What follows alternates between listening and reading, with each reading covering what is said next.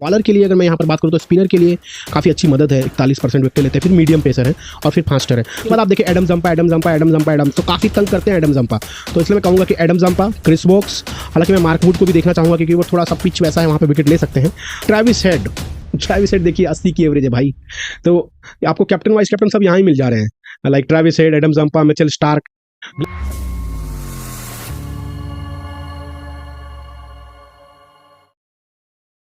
Hello all the cricket lovers, आप सभी का एक बार फिर से स्वागत है आपके अपने यूट्यूब चैनल द क्रिकेट दंगल में। आप सभी को मैं बताना चाहूंगा कि इंग्लैंड अपने आन बान और शान की लड़ाई लड़ रही है।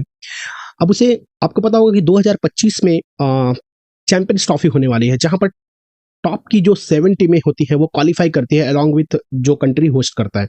तो ऐसे में बोला गया कि ये पाकिस्तान में होने वाला है, आगे देखा जाएगा वो कहाँ पर होगा, लेकिन अगर पाकिस्तान में होता है तो पाकिस्तान एक टीम हो जाएगी और जो टॉप 7 रैंकिंग टीम रहेगी तो वो 7 टीमें क्वालिफाई हो जाएंगी स्ट्रेट फॉरवर्ड। 8 टीमों का ये चैंपियंस ट्रॉफी का मैच होगा। अब इंग्लैंड की स्थिति ऐसी है कि वो 10वें पायदान पर बनी है।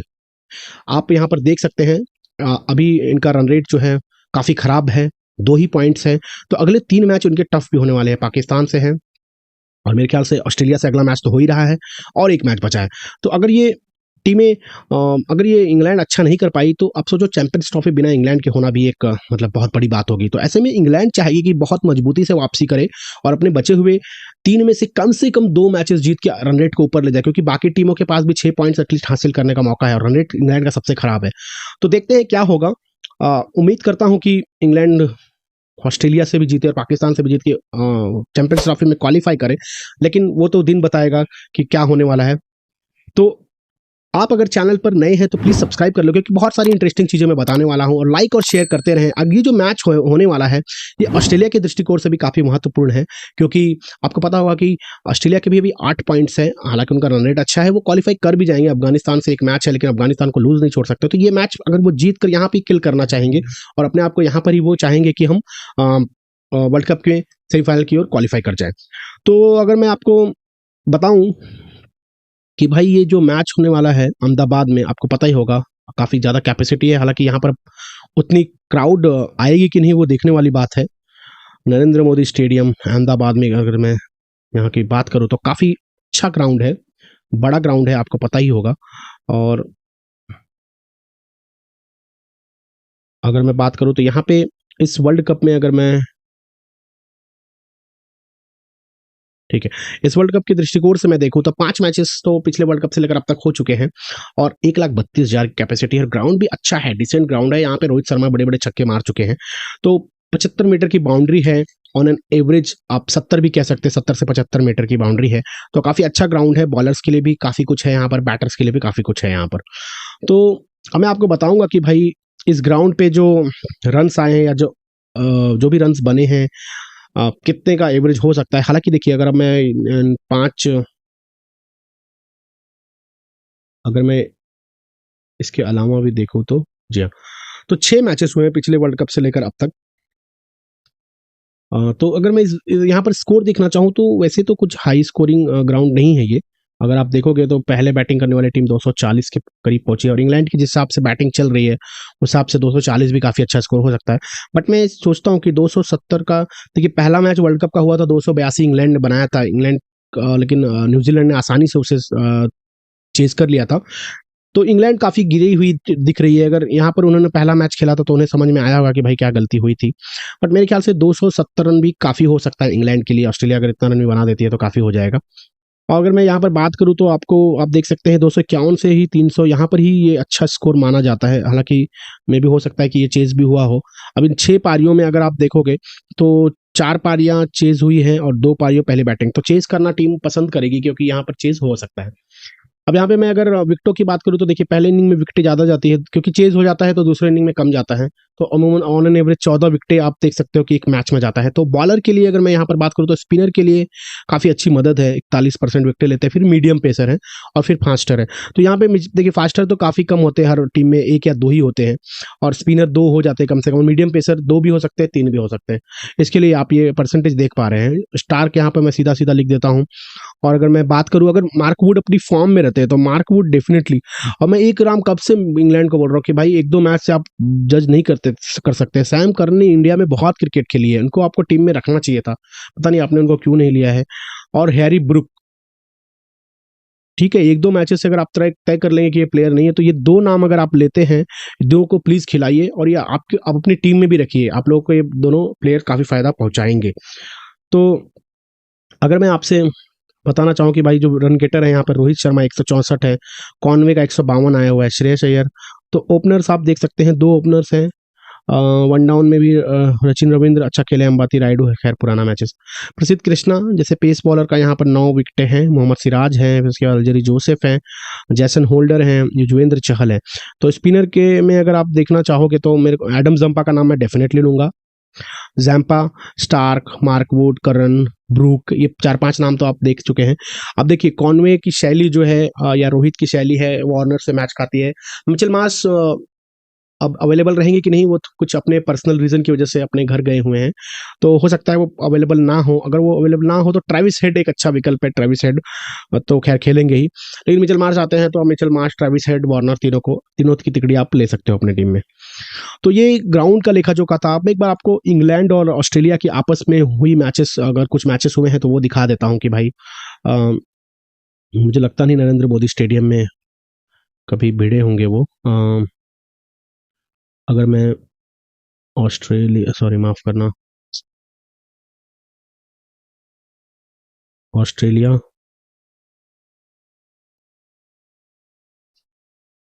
इंग्लैंड की बात कर लूँ मैं अगर, तो पिछले कुछ वर्षों में 8 मैचेस खेले हैं और ऑस्ट्रेलिया ने 6 जीता है, इंग्लैंड ने 2 जीता है। इंग्लैंड ने शायद एक सेमीफाइनल पिछला जीता था वर्ल्ड कप का। पिछला वर्ल्ड कप का अगर मैं बात करूँ तो आप देख सकते हैं यहाँ पर, हाँ वर्ल्ड कप में देखिए इंग्लैंड ने सेमीफाइनल जीता था और फाइनल के लिए क्वालिफाई किया था।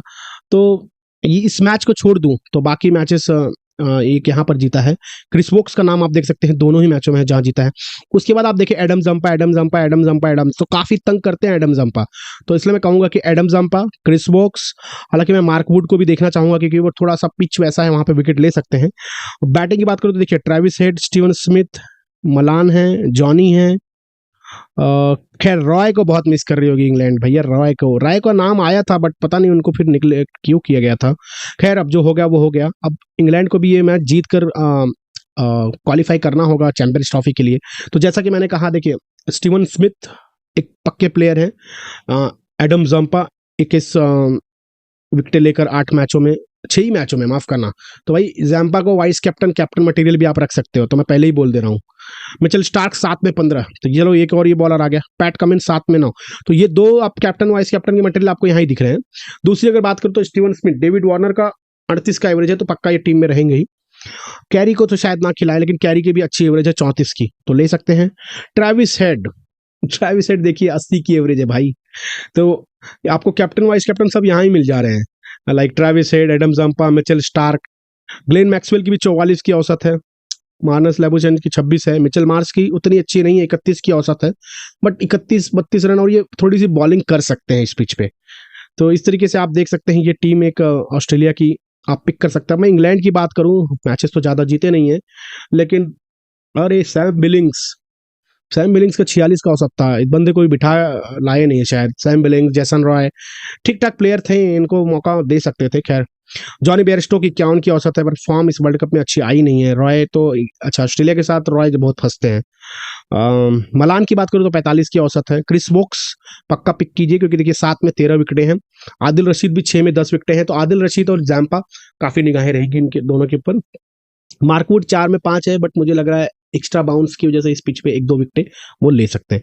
विली 3 में 4 हैं, पिछले मैच में अच्छी गेंदबाजी की है, तो विली भी एक कैंडिडेट होंगे। सैम करन का जैसे मैं बोल रहा था कि हालांकि 3 में 3 ही विकेटें हैं, बट थोड़ी सी बैटिंग कर सकते हैं क्योंकि इंग्लैंड की बैटिंग थोड़ा लड़खड़ा रही थी, तो उस वजह से मैं सोच रहा था कि सैम करन, मैं देख लेता हूँ क्या सैम करन, हालांकि 3 मैच में सिर्फ 13 रन बनाए हैं, तो इस हिसाब से तो ये पिक आपके नहीं बनते हैं अगर खेलते भी हैं तो। बट मुझे ऐसा लग रहा था कि आज के मैच में नहीं, अगले मैच में नहीं, बल्कि पिछले मैचेस जो हुए थे उसमें इंडिया के साथ या फिर कोई और पहले मैचेस में मौका दे सकते थे। 1 या 2 मैचेस ही खिलाए हैं आपने उनको। तो ये तो दोस्तों मैंने बता दिया 6-7 प्लेयर फटाफट आपको कि भाई ऑस्ट्रेलिया के ही ज़्यादा प्लेयर्स मुझे दिख रहे हैं performance, like Adam Zampa, Mitchell Starc, PAT Cummins, Hazlewood 5 में 7 हैं। उसके बाद बैटर की बात करूँ तो ये 3-4 बैटर तो आप देख सकते हैं, मैक्सवेल भी हैं, तो मतलब 5 बैटर तो यही हो गए। तो इस तरीके से आप अपनी टीम पिक कर सकते हैं दोस्तों हेड टू हेड के हिसाब से। जी, अब मैं आपको थोड़ी सी जर्नी दिखा देता हूँ दोनों टीमों की वर्ल्ड कप की। ऑस्ट्रेलिया, इंग्लैंड,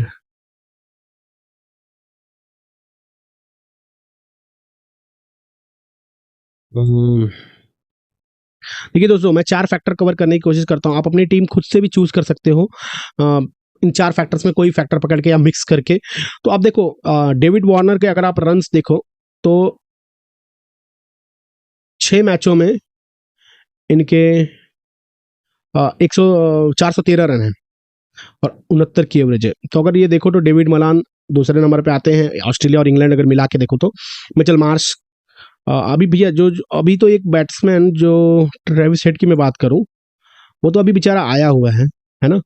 तो उसने शतक लगा चुका है ऑलरेडी, एक ही मैच में अपना दिखा दिया कि भाई मैं कैसा खेल सकता हूं। और उनका एवरेज 80 का है इंग्लैंड के साथ, तो एक शतक और लोड हो सकता है। देखिए ट्रेविस हेड एक मैच में 109 रन, इंग्लिश के 5 में 128 है, हैरी ब्रुक के 4 में 128 है। देखिए हैरी ब्रुक का 25, 20, 66, 17। अब ये स्कोर देखिए, बेन स्टोक्स का मैंने कहा था कि उनको लेना चाहिए, लेकिन हालांकि जब वो 2-3 मैच में नहीं अच्छा कर पाए तो हैरी ब्रुक को फिर से आप अपनी उनकी जगह दे सकते थे। देखिए रन 10 के अंदर तो किसी में नहीं बनाया था और अच्छा अच्छा जा सकता था ये वर्ल्ड कप के लिए। खैर छोड़े, इंग्लैंड चाहेगी कि जीतना, तो ये उनके कुछ टॉप बैटर्स आप देख सकते हैं, 8-10 बैटर ये वर्ल्ड कप के। तो इस हिसाब से भी आप अपनी टीम पिक कर सकते हैं कि भाई कौन से प्लेयर होंगे। एडम जंपा, जैसा कि मैंने कहा, वर्ल्ड कप में 6 में 16 विकेटें हैं और ऑस्ट्रेलिया के सॉरी इंग्लैंड के साथ आपने देखा होगा 6 मैचों में ही शायद कुछ 21 विकेटें हैं, तो लगभग 3 विकेट से ज़्यादा, 4 विकेटें। तो इनके 4-4-4-3, अब क्या फिर से 4, तो वाइस कैप्टन या कैप्टन भाई जंपा बन सकते हैं। टोपले ने अच्छी गेंदबाजी की है, 3 में 8, हालांकि वो निकल चुके हैं इंजरी के चलते। अदरवाइज टोपले अच्छे बॉलर हैं। देखिए 3 मैच में 8 विकेट अगर कोई लेता है तो अच्छा ही बॉलर है ना। ऐसा तो नहीं कि वो पिट रहे हैं, मानता हूँ साउथ अफ्रीका के खिलाफ थोड़ा पिट गए थे, बट अच्छे बॉलर हैं। आदिल रशीद की बात करूँ तो डेफिनेटली आपके पिक होने चाहिए। हेजलवुड 6 में 8 है, पैट कमिंस 6 में 8 है, मिचेल स्टार्क हालांकि 7 में 7 ही है, बट इंग्लैंड के साथ ये काफ़ी आगे हैं। डेविड विली 3 में 5, क्रिस वोक्स ऑस्ट्रेलिया के साथ काफ़ी अच्छा करते हैं, तो इनको भी आप अपनी टीम में रख सकते हैं। ग्लेन मैक्सवेल 44 की औसत है इंग्लैंड के साथ, तो अच्छा कर सकते हैं। तो ये कुछ बॉलर्स आपने लोगों ने देखा होगा। अब मैं क्या करता हूँ ना कि आप लोग को पिछले कुछ 4 वर्षों की तैयारी जो है, पिछले 4 वर्ष, माफ करना, इंग्लैंड ऑस्ट्रेलिया जो पिछले वर्ल्ड कप से लेकर अब तक की जो परफॉर्मेंस है इन दोनों टीम के बॉलर्स की, तो Zampa, Starc, Adil Rashid, Pat Cummins, Josh Hazlewood, तो ये 5 बॉलर काफ़ी आगे हैं। लेकिन मैं इन 5 में से 4 और एक क्रिस वोक्स के साथ जाना चाहूँगा। डेविड विली भी ले सकते हैं 23 में 40। मार्क वुड का जैसे मैंने नाम लिया है, पेस है, लेकिन अगर वो पेस के चलते चलते अगर थोड़ा सा वो अपनी लेंथ में थोड़ी बदलाव रखें, या फिर थोड़ा सा एक होता है ना कि चकमा देने वाली बॉल बहुत तेज डाले और उसी लेंथ पे थोड़ी स्लो बॉल डाले, बैट्समैन पिक ना कर पाए, तो वो 2 विकेट कम से कम ले जा सकते हैं।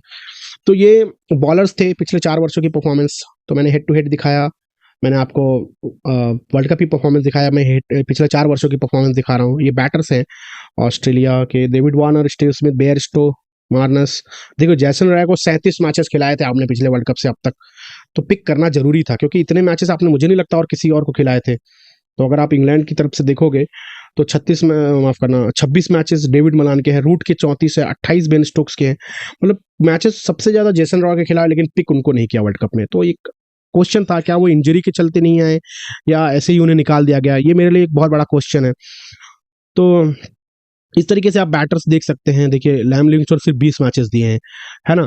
आपने मोइन अली को 36 मैचेस दिए, ठीक है, मोइन अली एक अच्छा हिस्सा है, कोई बात नहीं।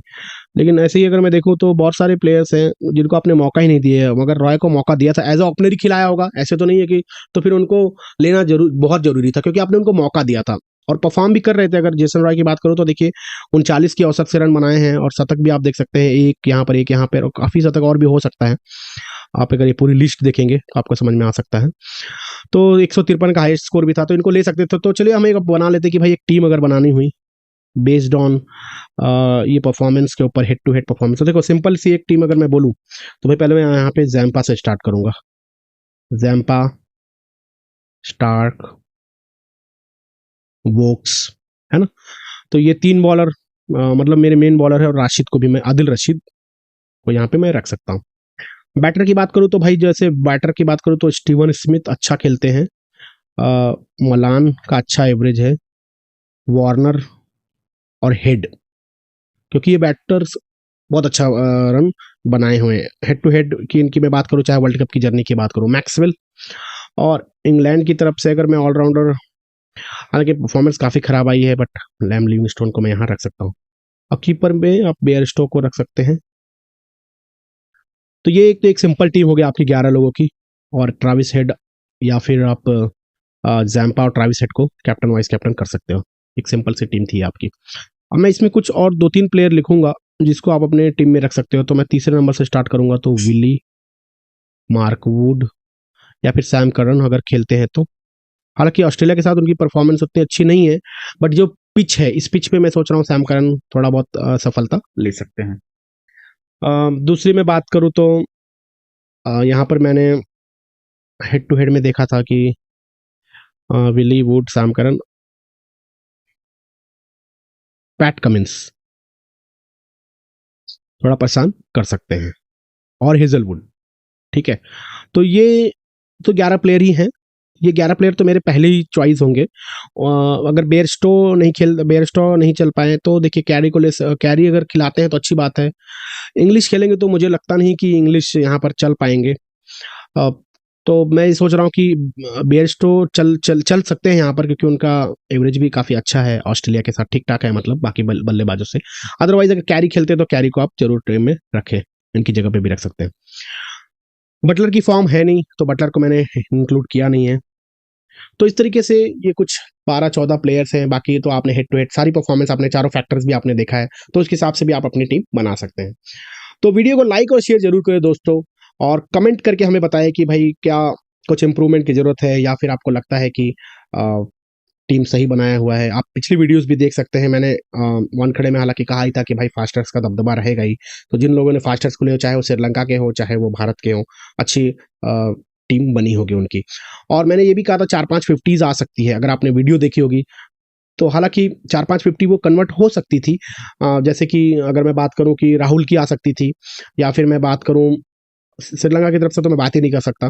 जडेजा तो खैर 33-34 रन बनाए थे और विकेटें भी ली थी, तो अच्छे पिक थे। मैंने जैसे बताया था कि एक कुलदीप का ही मैंने शायद गलत प्रिडिक्शन किया था, बाकी सारी प्रिडिक्शन आप देखोगे तो वहां पे भी सही थी, अगर आपने पूरा वीडियो देखा होगा। तो उम्मीद करता हूँ ये वीडियो पसंद आई होगी दोस्तों। अगर आप चैनल पर नए हो तो सब्सक्राइब कर ले, क्योंकि और भी ढेर सारी वीडियो मैं लाने वाला हूँ। तो उम्मीद करता हूँ कि आप हमारे चैनल से बने रहेंगे और अपने सजेशन देते रहें। मिलेंगे आपसे नए वीडियो में, तब तक के लिए धन्यवाद।